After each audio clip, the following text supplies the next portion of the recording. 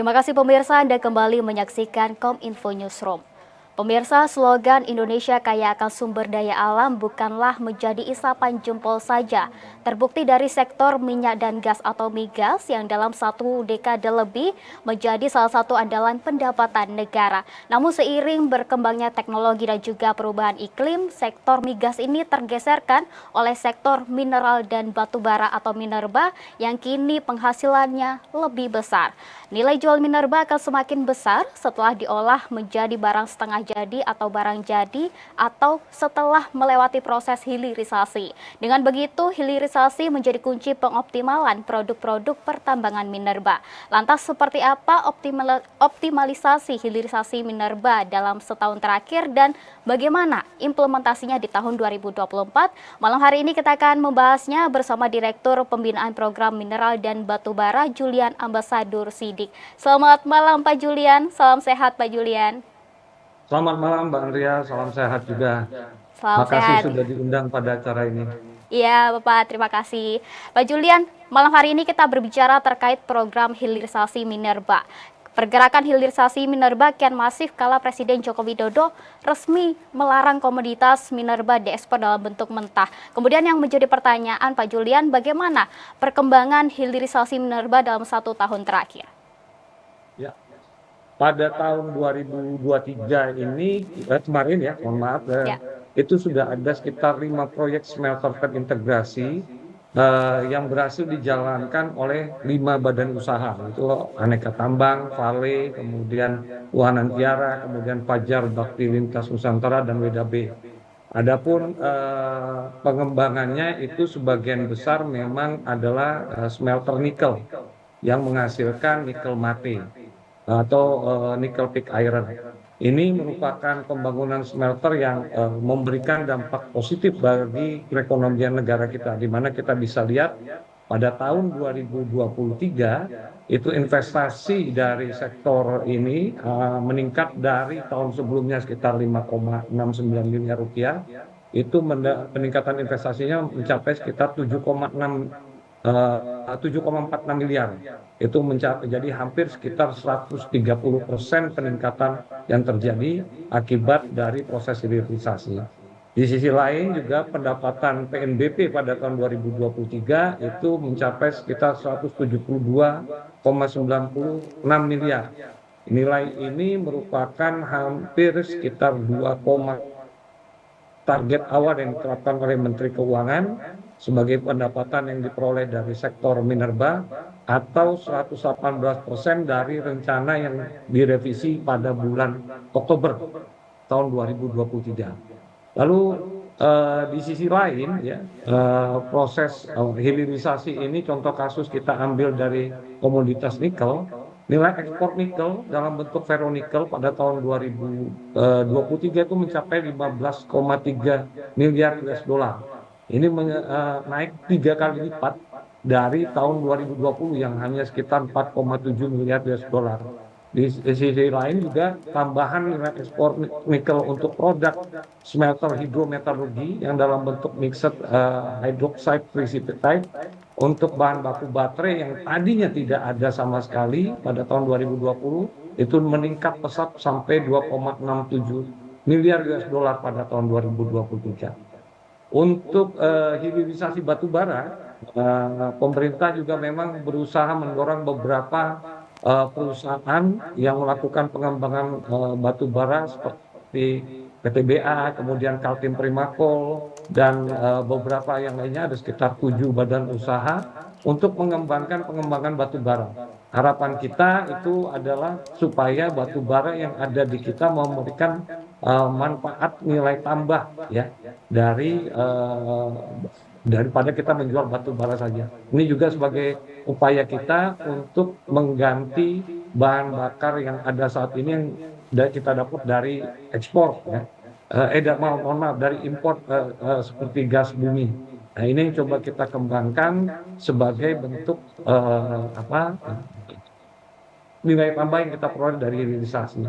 Untuk tahun 2024 Kita berharap perkembangan hilirisasi minerba tetap dilanjutkan dan berkembang cukup pesat harapan kita, dan beberapa faktor yang kemungkinan akan mempengaruhi itu adalah terkait dengan kebijakan pemerintah, di mana pemerintah akan berusaha mengeluarkan kebijakan yang mendukung tentang hilirisasi minerba ini, seperti larangan ekspor mineral mentah dan pemberian insentif bagi industri yang mengembangkan hilirisasi baik di mineral maupun batu bara. Lalu kemudian permintaan pasar global ini terkait dengan produk hilirisasi minerba seperti baterai listrik itu yang cenderung meningkat terus sebagai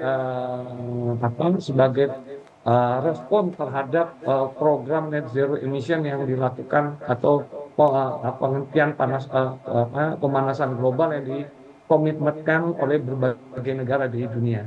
Lalu terakhir itu kebijakannya itu beberapa faktor yang kita anggap mempengaruhi itu adalah persediaan bahan baku, di mana Indonesia saat ini memiliki cadangan mineral yang cukup besar dari berbagai mineral, sehingga bahan baku untuk industri hilirisasi itu sangat tersedia cukup untuk kita kembangkan. Mungkin itu Mbak terkait dengan perkembangan hilirisasi yang dilakukan dan harapan ke depannya itu apa yang kita akan lakukan untuk melanjutkan program hilirisasi ini. Ya Pak Julian, berarti intinya di tahun 2023 berbagai hilirisasi ini mengalami peningkatan begitu ya Pak Julian. Kemudian dari proses hilirisasi sendiri ini apakah berdampak juga untuk masyarakat sekitar? Untuk dampak pada masyarakat sekitar itu cukup besar Mbak ya. Contoh kita kasus itu kalau kita ambil umpamanya nikel, ini boksit ya Mbak ya. Boksit itu tahun 2022 kita memproduksi biji boksit sekitar 28,84 juta ton ya. Di mana untuk memproduksi biji boksit itu memerlukan tenaga kerja sekitar 2.200 orang. Dengan kita melakukan hilirisasi, jadi mengubah boksit menjadi alumina, itu kita menyerap tenaga kerja mencapai 18.000. Jadi total peningkatan dari jumlah kerja itu sekitar 7,5 kali lipat. Ini kita rekrut jelas dari masyarakat sekitar. Harapan kita memang dengan hilirisasi ini keikutsertaan atau kepada masyarakat sekitar atau keterlibatan masyarakat sekitar proses tambang ya dari hilirisasi itu menjadi lebih besar dibandingkan kalau kita hanya menambang dalam bentuk biji saja. Seperti itu Mbak. Ya Pak Julian, kemudian dari untuk mempercepat hilirisasi minerba ini upaya apa saja yang telah dilakukan pemerintah melalui Kementerian ESDM untuk meningkatkan integrasi industri begitu Pak Julian? Ya, kita memang sudah coba melakukan beberapa hal ya Mbak terkait dengan percepatan hilirisasi ini. Di antaranya itu kita melakukan koordinasi lintas sektor, baik dari sisi pemerintah, ya, seperti dengan Kemenperin, Kemendak, kemudian BKPM dan Kementerian Keuangan. Lalu kemudian kita juga melakukan koordinasi dengan pihak swasta, dengan asosiasi, pelaku usaha, akademisi atau peneliti untuk melakukan identifikasi permasalahan dan tantangan minerba ke depan.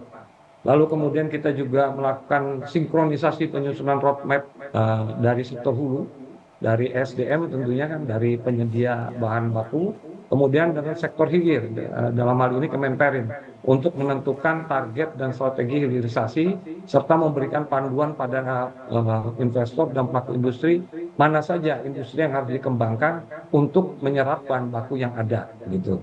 Lalu kemudian kita juga melakukan terlibat dalam berbagai kebijakan strategis di lintas sektor kementerian dan lembaga, seperti berkontribusi dalam penentuan kawasan industri untuk smelter dan industri hilirisasi, lalu kemudian berkontribusi dalam meningkatkan konektivitas dan akses infrastruktur energi untuk menunjang kawasan-kawasan industri yang ada, sehingga pengembangan dari industri di kawasan tersebut bisa berjalan sesuai dengan harapan. Lalu kemudian kita juga melakukan terlibat dalam pengembangan SDM ya, terkait dengan peningkatan kualitas kompetensi tenaga kerja di bidang hilirisasi, memberikan pelatihan dan pendidikan vokasi kepada masyarakat dan pekerja tambang sehingga kompetensi yang dibutuhkan oleh industri pengembangan hilirisasi ini bisa terpenuhi oleh masyarakat lokal kita. Itu Mbak. Ya, ya, seperti yang disampaikan tadi di awal bahwa Pak Jokowi sudah resmi memberhentikan ekspor minerba secara mentah. Pak Julian, kemudian yang menjadi tantangan dan juga kendala dari hilirisasi minerba sendiri ini setelah ada keputusan dari Presiden itu, bagaimana Pak Julian? Ya, memang selain daripada keuntungan, ada juga memang tantangan atau kendala dari proses hilirisasi ini, Mbak. Jadi memang pertama itu jelas tingginya biaya investasi. Ini tidak bisa kita pungkiri. Jadi pembangunan smelter dan industri hilirisasi ini membutuhkan investasi yang cukup besar. Biaya investasi ini biasanya saat ini menjadi salah satu hambatan bagi pengusaha, terutama pengusaha kecil dan menengah. Nah, ini tantangan kita juga karena memang dari industri pembankan ya, keuangan itu masih belum memiliki kepercayaan kepada industri hilirisasi kita karena memang resikonya cukup besar. Lalu kemudian keterbatasan teknologi dan SDM kita. Indonesia masih membutuhkan teknologi dan SDM yang sangat mumpuni untuk hilirisasi. Sebagian besar teknologi hilirisasi kita itu kita import dari luar. Otomatis karena ini berasal dari luar, SDM-nya untuk pengoperasiannya juga di beberapa jabatan atau di beberapa posisi itu memerlukan orang yang sangat paham dengan teknologi tersebut. Lalu kemudian keterbatasan ini menyebabkan adanya proses hambatan dalam pembangunan smelter dan industri hilirisasi.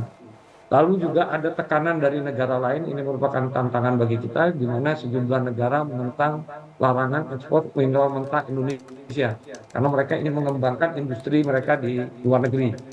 Nah, di mana negara mereka sendiri sebenarnya industrinya sudah jadi, contohnya industri baja. Nah, tekanan ini dapat membuat Indonesia mengalami kesulitan ya, dalam menjalankan program hilirisasinya. Lalu kemudian potensi kurangnya koordinasi dan integrasi. Kita paham smelter berdasarkan Undang-Undang Nomor 4 Tahun 2020, ini smelter yang tidak terintegrasi itu perizinannya beralih ke Kementerian Perindustrian, sehingga koordinasi dan kolaborasi yang intensif sangat dibutuhkan dalam mengembangkan industri hilirisasi ini.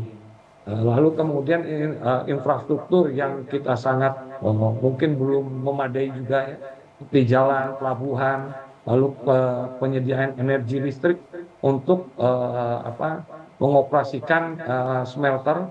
Nah, ini salah satu tantangan yang perlu kita atasi dalam waktu dekat ini. Terakhir itu terkait dengan persaingan global, tantangannya juga, di mana Indonesia juga harus bersaing dengan beberapa negara lain dalam menarik investasi di industri hilirisasi. Hal ini merupakan tantangan bagi Indonesia, terutama di mana kita memiliki keterbatasan dalam infrastruktur dan sumber daya manusia. Mungkin itu Mbak tantangan yang perlu kita hadapi. Ya, Pak Julian, tadi Bapak sempat menyinggung terkait pembangunan smelter. Kemudian target dalam 5 tahun ke depan pembangunan smelter seperti apa? Ya, dalam 5 tahun ke depan kita sebenarnya menargetkan saat ini sekitar kita targetkan itu sekitar 18 smelter yang akan kita bangun ya. Jadi yang saat ini beroperasi itu tambahannya itu sekitar 5 smelter nikel. Nah, 5 tahun ke depan itu kita harapkan ada tambahan 5 smelter, 13 smelter dari berbagai komoditas yang bisa dikembangkan atau dibangun untuk menyerap bahan baku biji dari berbagai komoditas mineral yang ada di Indonesia, sehingga bisa memberikan nilai tambah kepada bangsa kita. Baik, Pak Julian, terima kasih sudah bergabung bersama kami di malam hari ini. Pak Julian selaku Direktur Pembinaan Program Mineral dan Batubara. Salam sehat selalu Pak Julian. Ya, salam sehat, terima kasih banyak Mbak. Ya pemirsa, demikian dialog kami bersama Direktur Pembinaan Program Mineral dan Batubara, dan tetaplah bersama kami karena masih ada informasi lainnya.